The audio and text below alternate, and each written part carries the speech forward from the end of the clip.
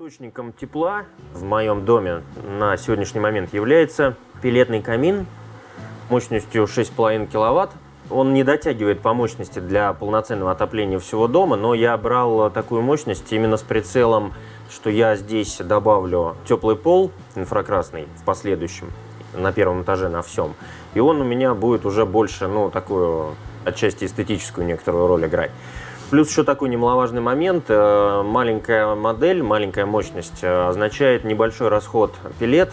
Так как я здесь пока не живу, и у меня вот третий год дом находится в режиме поддержания тепла, это играет немаловажную роль. Он расходует, по-моему, около полкило в час в режиме поддержания просто-напросто. Здесь у него находится бункер, рассчитанный на 20 килограмм пеллет. В принципе, сейчас вот в такую погоду около нуля этого хватает на неделю, по сути, для поддержания там 8 градусов тепла. Такой особенностью пеллетного отопления является еще относительно холодный дымоход. Из-за того, что выхлопной тракт у газохода имеет низкую температуру, судя по показаниям датчиков, максимально, что я видел, 124 градуса. Вот сейчас вот можно видеть, что там горит огонь, да, он работает на полной мощности, я могу спокойно прикоснуться и не обжигает руку никоим образом. То есть не требуется устройство сэндвич трубы, как у обычных каминов.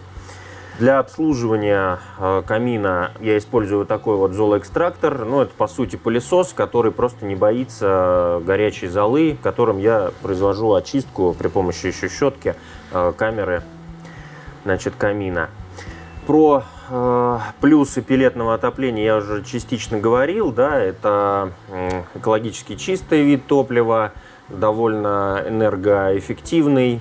КПД камина составляет порядка 94, по-моему, процентов. 1 килограмм пеллет, в зависимости от производителя, от влажности, может содержать в себе до чуть ли не 5 киловатт-час энергии, то есть при сгорании выделяется. Основной момент для использования пеллетного отопления в жилых помещениях – это то, что при пересыпке пеллет в бункер и использовании их, переноски куда-то, может выделяться некоторое количество пыли. Это такой момент, вроде бы, казалось бы, ерунда, но на самом деле он ощутим.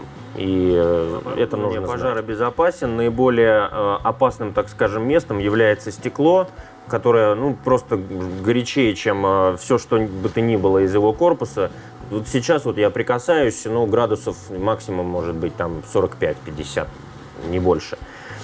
Топка герметично закрыта, туда подается воздух. Также под воздействием вентиляторов он выдувается в газоход. И плюс еще существует требование некоторых к газоходам. Должна быть естественное разряжение в случае отключения электричества.